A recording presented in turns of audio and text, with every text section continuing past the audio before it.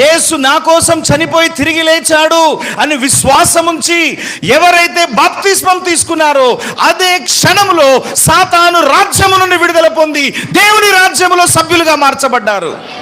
మరి చప్పలు కొడతలేరు? ఇంకా ఎవరు రాలేదు ఈ సాతాను రాజ్యంలో నుంచి ఇంకా దేవుని రాజ్యంలోనికి? అంటే ఇంకెవరైతే బాప్తిస్మం తీసుకోలేదో, ఇంకెవరైతే మారు మనసు పొందలేదో, ఇంకెవరైతే నీటి మూలంగా ముంచబడి బాప్తిస్మం తీసుకోలేదో వారు ఇంకా సాతాను రాజ్యంలో ఉన్నారు. వాడు అవిశ్వాసులైన వారిని పరిపాలించుచున్నాడు. చూడండి 2 కొరింథీ 4వ అధ్యాయం 4వ వచనం చూడండి ఒకసారి.